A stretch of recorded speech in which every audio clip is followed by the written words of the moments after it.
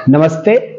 स्वागत है आप सभी का आज के इस खास एपिसोड में, जिसमें हम डिस्कस कर रहे हैं एक ऐसे कैंडिडेट से जिसने अपनी सफलता का परचम इस कदर लहराया है कि आज चारों तरफ इन्हीं की चर्चा है।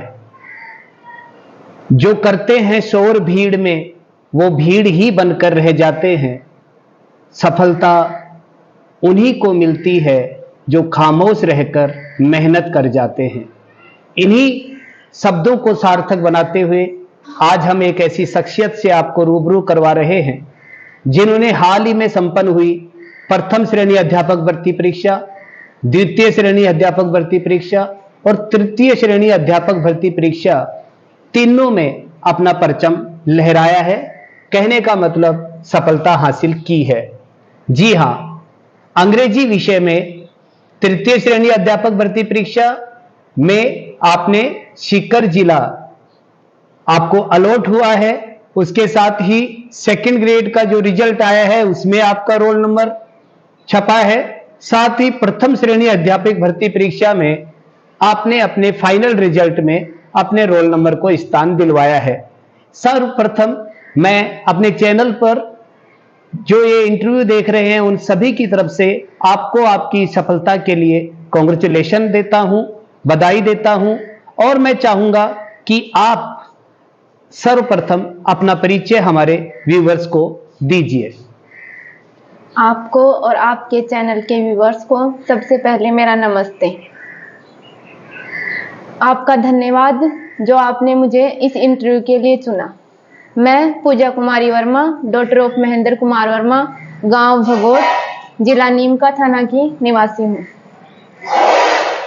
पूजा, जैसा कि आपने बताया और हमारे इंटरव्यू के शुरुआत में भी मैंने सबको बताया, उसी क्रम में अब आप हमारे व्यूअर्स को, जिसमें लगभग प्रिपरेशन करने वाले, कंपटीशन की तैयारी करने वाले विद्यार्थी इस वीडियो को देख रहे हैं, इस इंटरव्यू को देख रहे हैं, उन सबको आपकी सफलता का जो ये लंबा सफर रहा, इस सफर में आपका स्टडी शेड्यूल कैसा रहा। अगर आप ये स्टडी शेड्यूल हमारे विद्यार्थियों के लिए, हमारे कैंडिडेट्स के लिए शेयर करें तो बहुत अच्छा रहेगा। आपका स्टडी शेड्यूल कैसा रहा?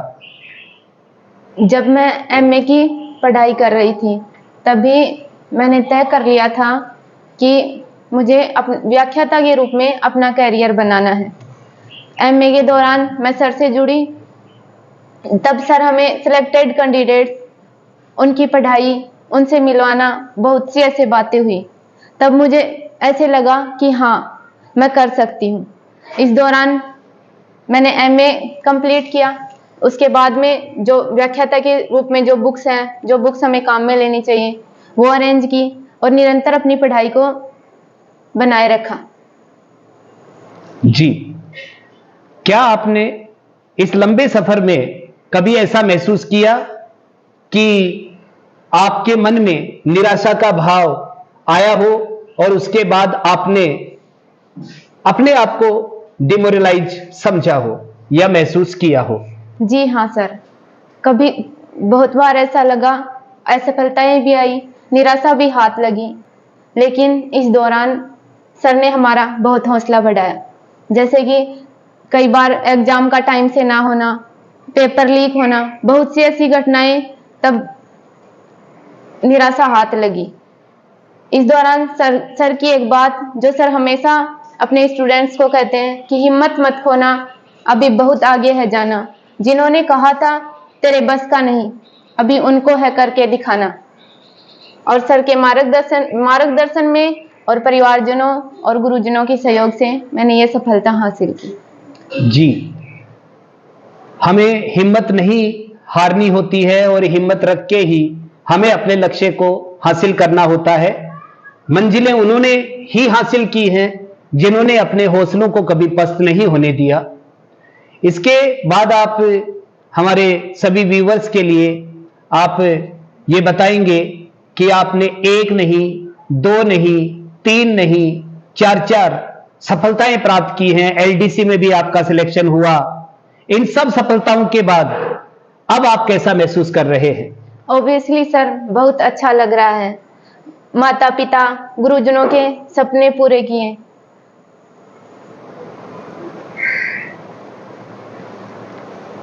पढ़ाई के दौरान कभी निराशा हाथ लगी, लेकिन भगवत गीता में लिखा है कि कर्म किए जा, फल की इच्छा मत कर। और ईमानदारी से की गई मेहनत एक दिन जरूर परिणाम दिलाती है, और परिणाम आप सबके सामने है।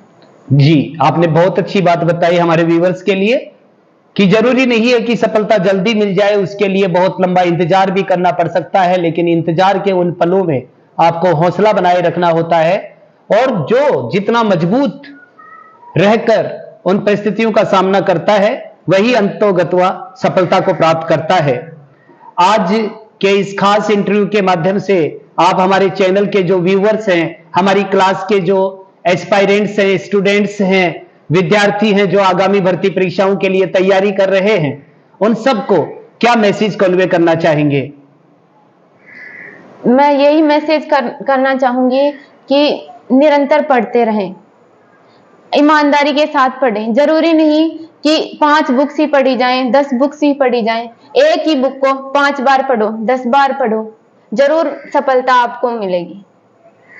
जी, आपने बताया कि किसी के पास कितनी ज्यादा बुक्स हैं वो सफलता की कोई गारंटी नहीं है, लेकिन किसी एक बुक को जब बार बार पढ़ा जाए तो वो आपको सफलता अवश्य दिलवाती है। यही आपका मैसेज रहा, यही आपका संदेश रहा। एक बार फिर से आज के इस इंटरव्यू के अंत में मैं आप सभी की तरफ से पूजा को ढेर सारी बधाइयां, शुभकामनाएं, और उम्मीद करता हूं कि जल्दी ही आप आगामी भर्ती में ही कॉलेज लेक्चरर के रूप में भी अपनी सफलता पाकर हम सब के लिए प्रेरणा स्रोत बनेंगे, और अपने जो भाई बहन हैं, अपने जो आगे पढ़ने वाले बच्चे हैं, कैंडिडेट्स हैं, उन सबको आपको देखकर पढ़ने का हमेशा हौसला मिलेगा। इन्हीं शुभकामनाओं के साथ आज के इस इंटरव्यू सेशन में इतना ही। मिलते हैं जल्दी ही एक नई शख्सियत के साथ जिन्होंने सफलता विषम परिस्थितियों में प्राप्त की है, उनके इंटरव्यू के साथ। आप सभी इस महत्वपूर्ण सेशन से जुड़े, इसके लिए आप सभी का बहुत बहुत धन्यवाद। आप लोग डटे रहें, जुटे रहें, पढ़ते रहें, मस्त रहें, खुशहाल रहें, आगे बढ़ते रहें। इन्हीं शुभकामनाओं के साथ आज इतना ही। बहुत बहुत